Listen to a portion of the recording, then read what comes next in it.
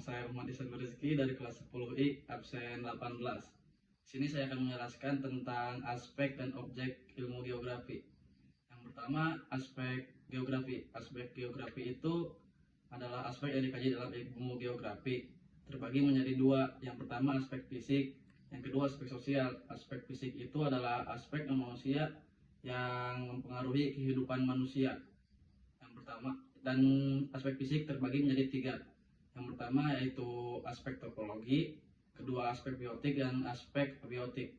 Aspek topologi itu terkait dengan letak, luas, dan batas suatu wilayah. Aspek biotik adalah terkait dengan flora dan fauna. Aspek abiotik terkait dengan keadaan tanah, iklim, dan air. Contoh dari aspek fisik adalah misalkan aspek topologi, batas wilayah. Di Banten itu batas wilayahnya dengan Jawa Barat. Terus ataupun flora dan fauna biotik. Contohnya itu adalah di ujung kulon ada badak cula 1, dan iklimnya itu beriklim tropis. Yang kedua, aspek sosial. Aspek sosial itu adalah aspek yang terkait dengan cara manusia bersikap, cara manusia memahami dan berinteraksi dengan lingkungan sekitarnya, lingkungan hidupnya. Contoh dari aspek sosial ini adalah seperti kepadatan, persebaran, migrasi, dan lain-lain. Kalau lebih jelasnya contohnya itu seperti di Tangerang. Tangerang itu adalah kota industri. Oleh karena itu banyak yang bermigrasi ke kota Tangerang. Selanjutnya ada objek geografi. Objek geografi terbagi menjadi dua. Yang pertama objek material, yang kedua objek formal.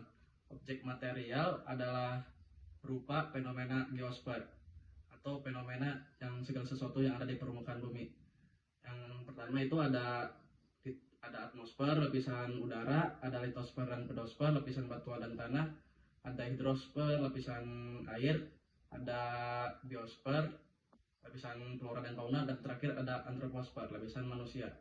Contoh dari objek material adalah seperti di atmosfer ada kabut, awan, terus juga ada gempa bumi, kebakaran, tanah longsor, banjir, erosi, tsunami, dan lain-lain. Yang kedua, objek formal. Objek formal itu adalah cara memahami fenomena geosfer yang terjadi di permukaan bumi dan menjadi sebab akibat geografi fenomena yang terjadi.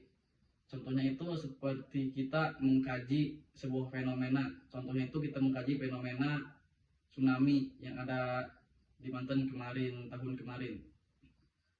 Dan itu mengkaji tentang pertanyaan seperti 5W 1H. Yang pertama itu what? Apa peristiwa yang terjadi tersebut. Yang kedua, di mana peristiwa tersebut terjadi. Ketiga, kapan? When? Kapan peristiwa tersebut terjadi.